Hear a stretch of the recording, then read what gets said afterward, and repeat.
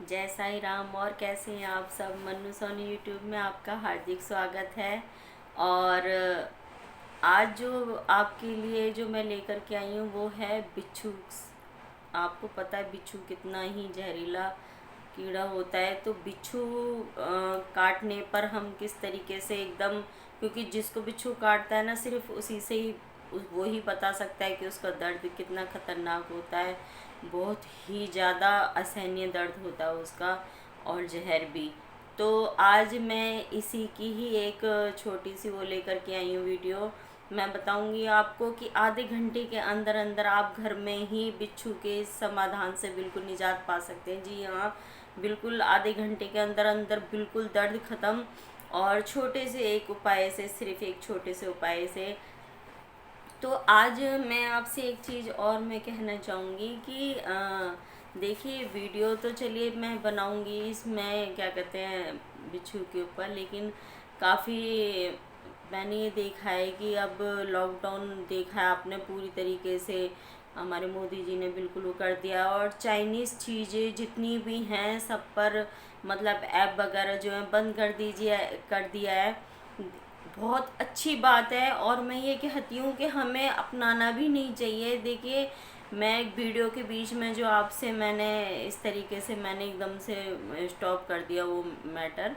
मैं भी यही चीज़ कहूँगी, और आप सबसे भी मुझे यही उम्मीद है कि आप भी चाइनीज़ चीज़ों का विरोध करें, और जितना भी हो सके अपनी यहीं की चीज़ों का इस्तेमाल करें, और अपने ही लोगों को बढ़ावा दें, ताकि हमारा देश तरक्की कर सके, आगे बढ़ सके। बिल्कुल।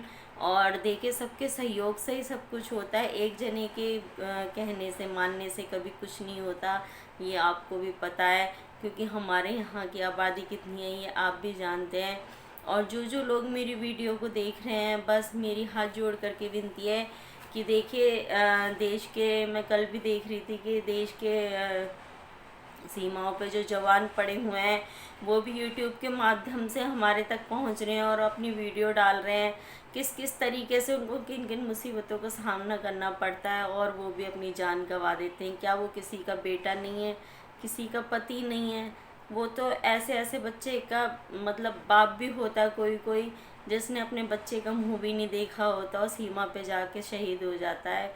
सो प्लीज़ ऐसे लोगों की कुर्बानियों को ऐसे व्यर्थ न जाने दें, और ऐसी चीज़ों का विरोध करें, और ना ही इस्तेमाल करें, ना ही ऐसी किसी ऐप का, जितने भी इस तरीके के ऐप हैं हमारे चाइनीज़, उनको डिलीट कर दें अपने फ़ोनों में से, और अपनी ही चीज़, अपने ही देश की चीज़ों को इस्तेमाल करें, और प्लीज़ इसमें पूरा सहयोग दें। तो चलिए, अब वीडियो आगे और बड़ी ना हो जाए, और हमेशा हंसते रहिए, मुस्कुराते रहिए। और ऐसा कुछ नहीं है, कभी कभी मैं भी ऐसी हो जाती हूँ, क्या कहते हैं, लेकिन ऐसा नहीं है, थोड़ी देर के लिए हो जाता है। कभी कभी ध्यान जो उस तरफ चला जाता है, क्योंकि कल मैंने बहुत से देश की सीमाओं पे जो नौजवान हैं, बहुत देर तक मैं देखती रही, और मैंने देखा कि किस किस तरीके से कितनी डिफ़िकल्ट लाइफ होती है ना उनकी, जो बॉर्डर पर रहते हैं। सो प्लीज़ उनके लिए भी सोचिए, वो भी किसी का बेटा है। अब माँ कैसे कैसे अपने बच्चे को बड़ा करती है, और देखिए फिर वो बच्चा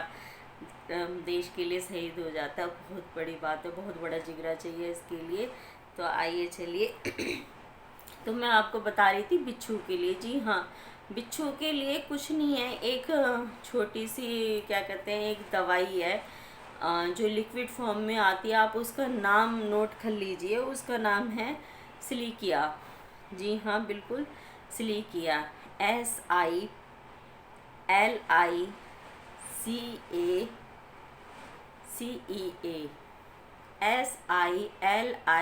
SILICEA। ठीक है।